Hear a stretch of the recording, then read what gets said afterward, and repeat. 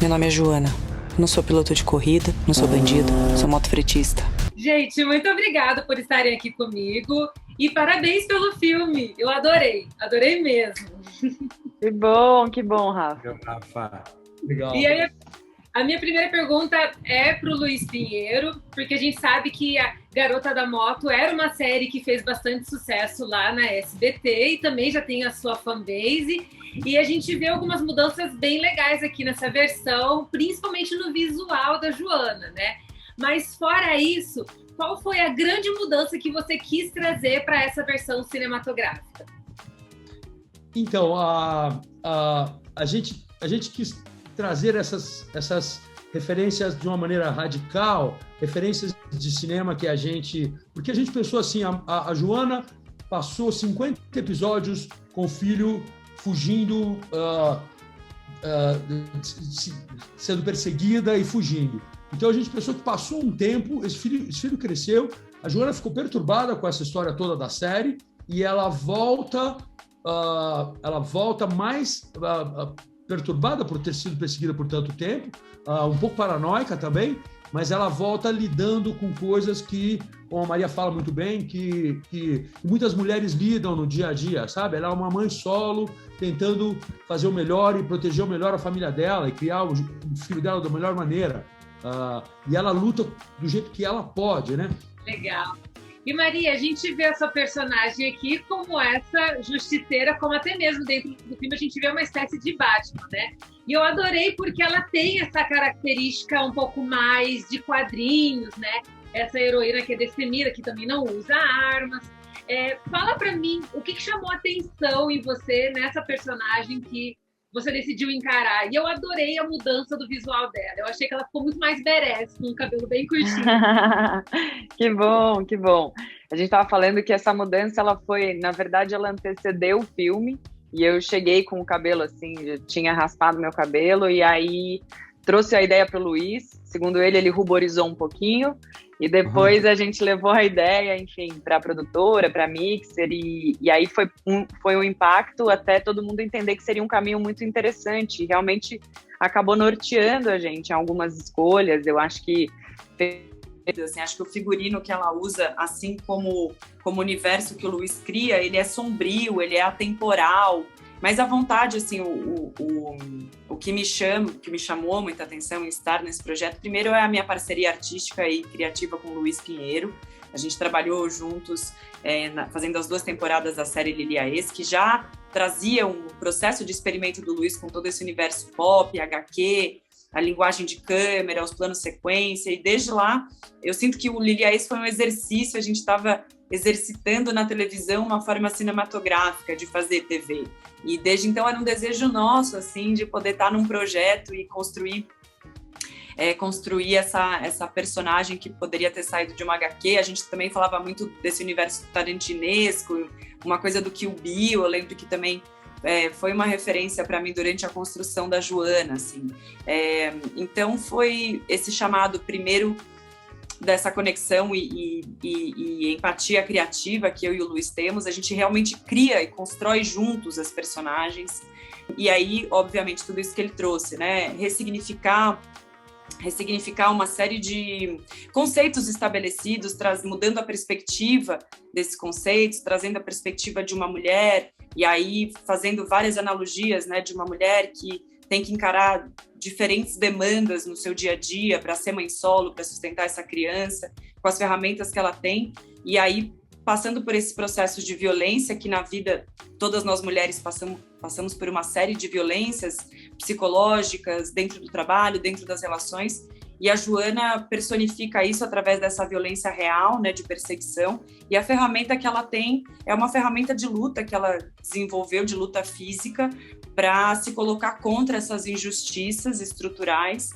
e de perseguição, né? Mas que na vida a gente encontra como essas injustiças estruturais que nós mulheres vamos lidando com as ferramentas que nós temos, né? Enfim, e que são muitas e que se fortalecem cada vez mais, na medida que a gente se conecta cada vez mais com a luta coletiva e se coloca aí na linha de frente, reconhecendo essas violências e procurando formas de lidar com elas, de superá-las, etc. Legal. E vocês dois, né? Tanto você, Maria, como o Duda, vocês protagonizam uma cena de ação que é muito boa, que é bem corpo a corpo.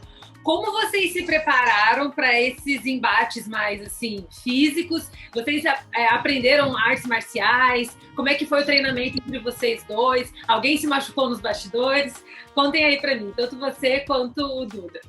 O Duda é um especialista, né? Nisso. Fala aí, Dudinha. Fala aí, Duda. Eu tô nessa batalha para me especializar nessa parte das cenas de ação, que eu brinco que são as artes dramáticas marciais, que é a mistura das duas coisas, né? Que é quase um Cirque du Soleil da porrada.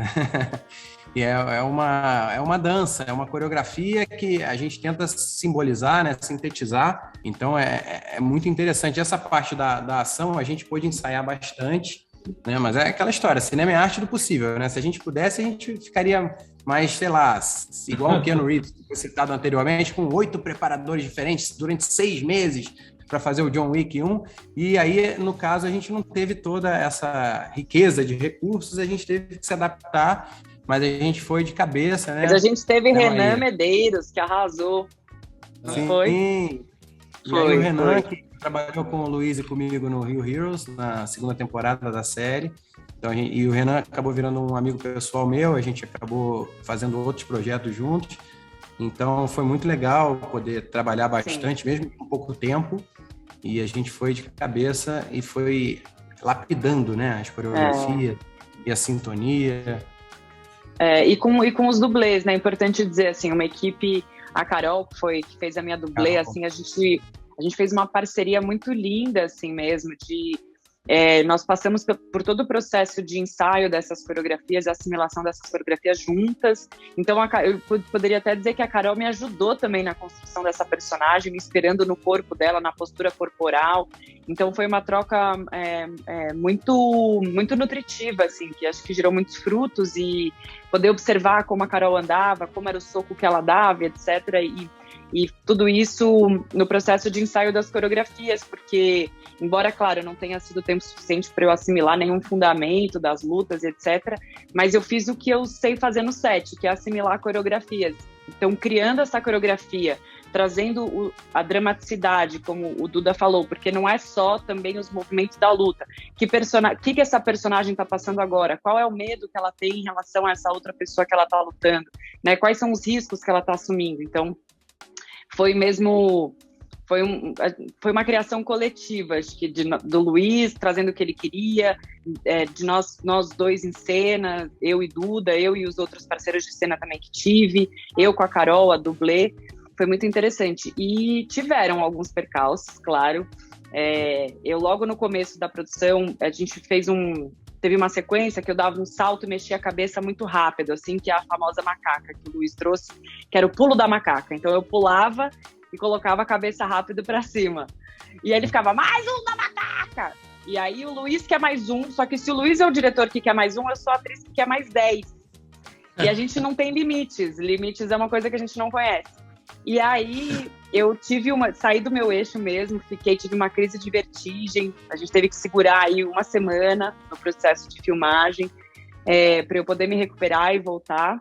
E teve num processo de ensaio também, eu lesionei um pouquinho o meu joelho, nos 45 do segundo tempo do ensaio, acho que o Duda não estava nessa coreografia.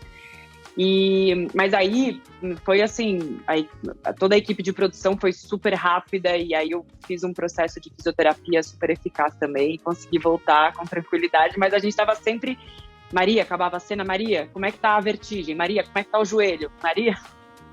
E tá tudo bem, assim. Tem uma história que eu gosto de contar também, não sei se você gosta tanto dela, Maria, mas eu e o Renan e o Duda participando da pré, e como nós vamos fazer com a luta, como é que será que a Maria tá fisicamente? Aí chega a Maria do tatame, pra gente ver, faz um espacate e encosta a nuca no calcanhar de trás. Mas ela tava melhor fisicamente que qualquer um deles ali, né? Eu nem me incluo no meio deles. Mas ela estava, claro que a atriz que e o corpo, tem o corpo como um instrumento de trabalho, é óbvio que o corpo dela estava preparado de alguma maneira fisicamente preparado para qualquer coisa, saca? Eu vim fazer uma entrega e eu vi. Eu tive que aprender a lutar para proteger o meu filho. A gente vai punir essa mulher que tem que te dar junto.